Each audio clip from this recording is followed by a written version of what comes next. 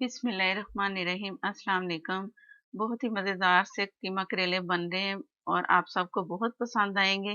इसमें कोई झंझट ही नहीं है नमक लगाने का, धोने का। बगैर नमक लगाए धोए तो ये करेले, कच्चे करेले मैं फ्राई करूंगी और कड़वे भी नहीं होंगे। जिन्हें पसंद नहीं है करेले उन्हें भी पसंद आएंगे कि ये कीमे के साथ ऐसे मिक्स होंगे कि कीमा और कीमा ही लगेगा, करेले लगेंगे नहीं। बहुत ही मज़ेदार से करेले बनेंगे। तो बनाते हैं, अपनी रेसिपी शुरू करते हैं। कीमा करेले। करेलों के लिए मैंने 2 बड़ी प्याज ली है और चॉप मैंने काट लिए हैं। इसे मैं तकरीबन कोई 3 से 4 टेबलस्पून मेरे पास ऑयल है, पहले से डाल दिए मैंने। इसमें मैंने फ्राई करना है, ट्रांसपेरेंट कलर होगा तो मैं इसमें कीमा शामिल करूंगी। बीफ का मैंने कीमा लिया आधा किलो। तो थोड़ा सा अपना ये प्याज फ्राई करते हैं। तो मैं ये कीमा दरमियाना है, ना बारीक है ना मोटे वाला कीमा।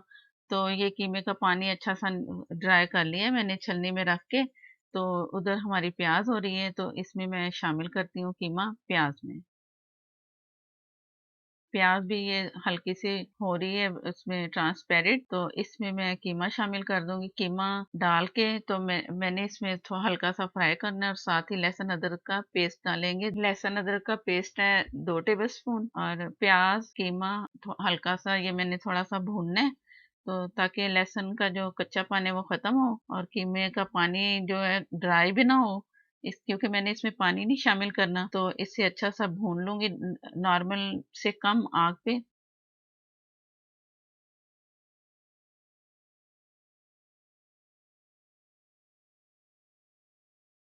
कीमा मैंने हल्का सा भून लिया है, तो इसमें मसाले अब डालने मैंने मसाले दिखाती हूँ। ये मसालों में मैंने लिया है जीरा पाउडर और साबुत धनिया दोनों पीस के 1 टेबल स्पून, नमक हस्बे जायका, और हल्दी 1/2 टीस्पून, लाल मिर्च 1 टेबल स्पून। नमक वैसे मैंने लेवल करके 1 टीस्पून डाला है, आप अपनी मर्जी से डालो कि जितना आपको हो रिक्वायर्ड, और लाल मिर्च भी अपनी मर्जी से डाल सकते हो। कीमा हल्का सा और मैं चम्मच चला के तो ड्राई हो गया। जो लहसुन का पानी था ना वो, उससे इससे ये होता है कि जरा अच्छा सा कीमा ना अच्छा इसमें टेस्ट आता है लहसुन के साथ भून के। अब मसाले इसमें गए, पानी इसमें मैंने नहीं डालना। बगैर पानी के जब तक ये पकेगा तो मैं बनाती रहूंगी। जब ये पानी थोड़ा सा ड्राई होगा तो मैं इसमें पानी शामिल कर लूंगी दरमियान में। तो अब मैं इसे दम वाली आग पे इसे कीमे को गलने के लिए छोड़ दूंगी। अब मैं आपको करेले दिखा रही हूँ कि मैं उस करेले कैसे काटूंगी और मैंने क्या करना है। इसे ढक के पकने के लिए छोड़ देंगे। ये 3 बड़ी प्याज मैंने ली है, स्लाइस में मैंने काटी, लंबे स्लाइस में, ना मोटी है ना बारीक है, दरमियानी प्याज है ये। बारीक काटेंगे ना तो बिल्कुल ही वो हलवा ही हो जाएगी। तो ये दरमियानी सी काट ली प्याज, और ये मेरे पास है करेले आधा किलो। इन करेलों को पहले मैंने धोया है, धो के पंखे के नीचे रखा है। पानी बिल्कुल ड्राई हो चुका है, पानी का एक कतरा भी नहीं इसमें नजर आना चाहिए, वरना हमारे करेले कड़वे पकेंगे। क्योंकि मैंने इन्हें नमक लगा के धोना नहीं है, ऐसे ही मैंने इन्हें काट लेना है। और ये हल्का सा जो उसका पहला हिस्सा होता है काट के फेंक दिया। तो ये साइज जो मैं काट रही हूँ आप अपनी मर्जी से मोटा भी काट सकते हैं, इससे कोई फर्क नहीं पड़ेगा करेले में। तो मैं नॉर्मल सा ये ले रही हूँ साइज, तो आप अपनी मर्जी से ले लें। पीसेस बड़े हो जाए तो सेंटर से काट के तो इस तरह कर लें आप, जिस तरह आपकी मर्जी सी शेप में काट लें। तो ये इसमें कुछ बीज हैं, ये निकालना चाहें तो निकाल लें, अगर कुछ लोग नहीं निकालते तो ना निकालें आप। तो मैं थोड़े से छिलके हटा रही हूँ, कुछ इसमें बीज मोटे नहीं है तो वो इसी में जाने दूंगी। जिस तरह आपकी मर्जी है करेले काट लें, लेकिन इनको पानी और नमक नहीं लगाना, बगैर उसके मैंने फ्राई करना है। ऑयल मैंने आधा कप पहले से थोड़ा सा गर्म कर लिए है, और ये जो मैं करेले काट रही थी बगैर धोए बगैर नमक लगाए मैं इसमें शामिल कर रही हूँ। और ये मैंने गोल्डन कलर में करना है। गोल्डन कलर इसलिए करना है कि इससे इसमें कड़वापन खत्म हो जाएगा, क्योंकि धोए नहीं है ना, नमक नहीं लगा। तो अगर थोड़े से हल्का सा भी कलर रह गया ना तो कच्चापन इसमें होगा, तो कड़वे हो सकते हैं। तो इसलिए ना इसे दम वाली इसे जरा सी आग तेज करके तो मैंने इसे गोल्डन फ्राई कलर देना है। तो जैसे कलर आता है तो मैं दिखाती हूँ। कलर बहुत अच्छा सा आ चुका है, गोल्डन सा कलर। इस तरह का रखेंगे तो कड़वे करेले नहीं होंगे। तो इस तरह करके ये वाले इस तरह ये जैसे नजर आ रहे हैं। तो अब इसमें बारी है ये प्याज की। प्याज जो मैंने स्लाइस दिखाया था, एक साइड पे मैं करेले साइड पे कर लूंगी, और जो ऑयल बचेगा ना प्याज में फ्राई कर लूंगी।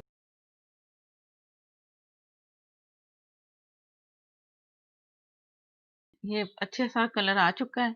अब इसमें प्याज जाएगी, प्याज में साइड पे थोड़ा सा फ्राई करके तो करेलों में मिक्स कर लेना है। तो इसका पानी जो है ना और उसका क्रिस्पीपन करेलों का तो होगा, लेकिन जो प्याज है ना हमारा ट्रांसपेरेंट सा होगा, ज्यादा इसे फ्राई नहीं करना है, ना कलर देना है।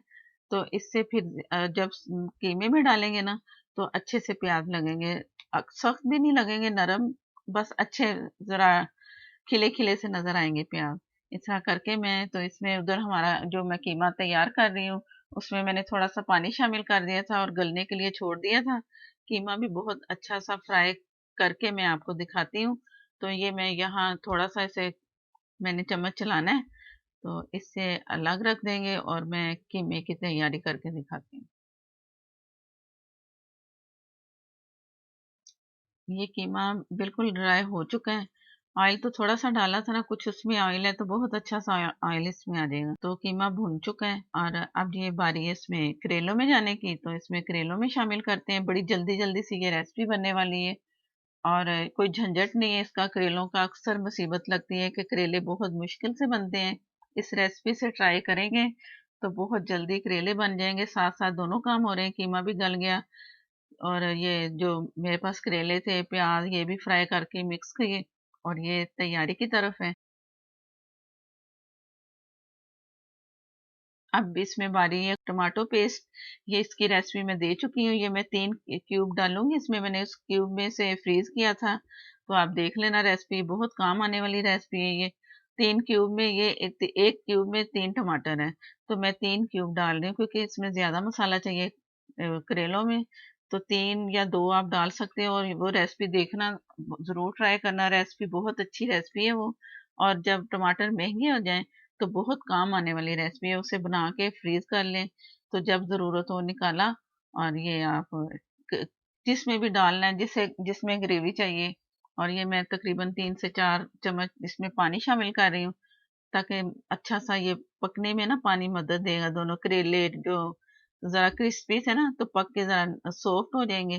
तो इसे दम वाली आग पे मैंने रखना है, ढक के थोड़ा, कि ताकि ये अच्छे से मिक्स हो जाए, पक जाए कीमा करेले और ये जो हमारा मसाला तैयार हुआ है। तो ये मेरे पास दही है, ये भी मैं अभी शामिल कर देती हूँ इसमें, ताकि इससे और मजीद अच्छा सा पक जाए। दही का भी पानी होगा, कुछ मैंने ऐड कर दिया ना पानी, तो इससे दम पे अच्छा सा ऑयल भी आ जाएगा पक पक के। तकरीबन 6 से 7 मिनट मैंने दम पे से रखना है। इसी में सारा अच्छा सा सालन हमारा तैयार होगा, मजेदार से कीमा करेले। जब बनाएंगे तो आप याद करोगे कि आपको कितनी अच्छी रेसिपी मिली है, जरूर ट्राई करना है। और मिलते हैं दोबारा फिर।